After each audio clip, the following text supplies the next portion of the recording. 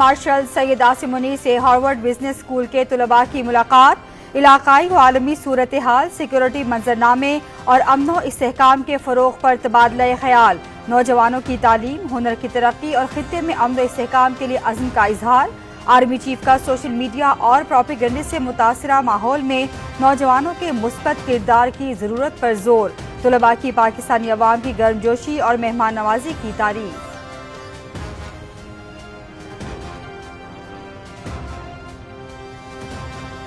پاکستان اور کویت کے درمیان پروٹوکول معاہدہ 2026 پر راولپنڈی میں دستخط، کویت کے وزیر دفاع شیخ عبداللہ علی عبداللہ السالم الصباح اور وزیر دفاع خواجہ محمد آصف نے معاہدے پر دستخط کیے۔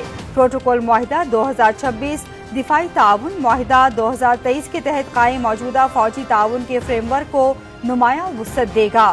نئے معاہدے کے تحت پاکستان کی مسلح افواج برادر ملک کویت کی مسلح افواج کو تربیت، سرحدی انتظام اور دفاعی تعاون کے دیگر باہمی شعبوں میں معاونت فراہم کریں گی۔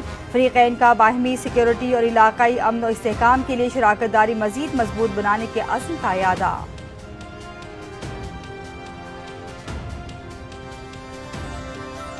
پیمز ہسپتال حادثہ، وزیر اعظم کی ہدایت پر بنائی گئی اعلیٰ سطح تحقیقاتی کمیٹی نے کام شروع کر دیا۔ کمیٹی 48 گھنٹوں میں عبوری تحقیقاتی رپورٹ وزیر اعظم کو پیش کرے گی۔ سول سوسائٹی نے سانحے میں جاں بحق بچوں کی یاد میں شمع روشن کی۔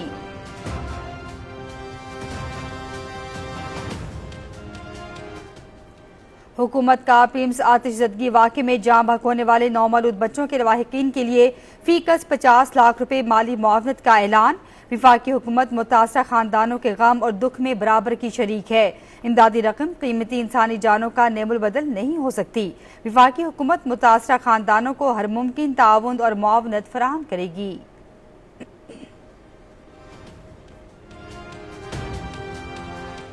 نیپال میں شدید سیلاب اور لینڈ سلائیڈنگ سے 390 سے زائد افراد ہلاک، 700 سے زائد غیر ملکی سیاحوں سمیت 1000 سے زائد افراد لاپتہ۔ حکام کے مطابق ہلاکتوں میں اضافے کا خدشہ، سیلابی ریلوں میں کئی عمارتیں اور پل بہہ گئے۔ متاثرہ علاقوں میں ریسکیو کارروائیاں جاری۔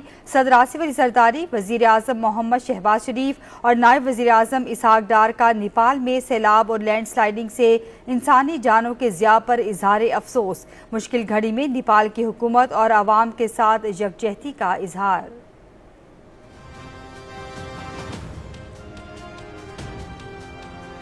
مسلم لیگ نون نے بیرسٹر سید افتخار علی گیلانی کو آزاد جموں کشمیر کا وزیر اعظم نامزد کر دیا۔ صدر مسلم لیگ نون نواز شریف کی بیرسٹر افتخار گیلانی کو وزارت عظمیٰ کے لیے کاغذات جمع کرانے کی ہدایت۔ وزیر اعظم آزاد کشمیر کے لیے بیرسٹر افتخار علی گیلانی مسلم لیگ نون کے امیدوار ہوں گے۔ سینئر وزیر پنجاب مریم اورنگزیب کی تصدیق۔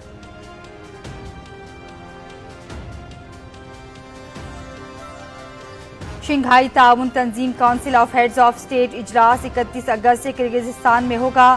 وزیر اعظم محمد شہباز شریف اجلاس میں پاکستان کی نمائندگی کریں گے۔ Pakistan SCO council of heads of state کی 1 سال کے لیے صدارت سنبھالے گا۔ وزیر اعظم کی دورے کے دوران 2 طرفہ ملاقاتیں بھی ہوں گی۔ پاکستان 2027 میں SCO council of heads of state اجلاس کی میزبانی کرے گا۔ ترجمان دفتر خارجہ۔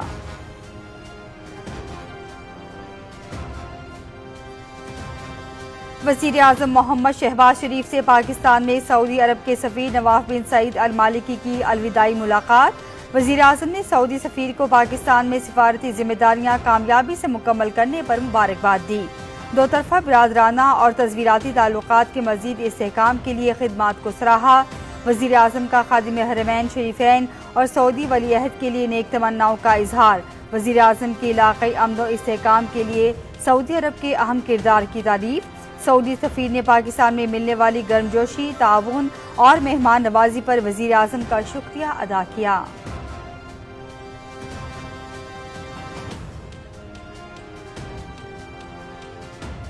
نائب وزیر اعظم اسحاق ڈار کی لندن میں برطانوی وزیر خارجہ ایڈ ملیبینڈ سے ملاقات۔ اہم علاقائی اور بین الاقوامی حالات بشمول مشرق وسطی میں بدلتی صورتحال پر تبادلہ خیال۔ 2 طرفہ تعلقات کے تمام پہلوؤں کا جائزہ۔ باہمی دلچسپی کے امور پر اعلیٰ سطح رابطے برقرار رکھنے اور قریبی ہم آہنگی کی اہمیت پر زور۔ نائب وزیر اعظم نے خطے میں پاکستان کی سفارتی اور ثالثی کی کوششوں سے آگاہ کیا۔ برطانوی وزیر خارجہ کی پاکستان کی سفارتی اور ثالثی کی کوششوں کی تعریف۔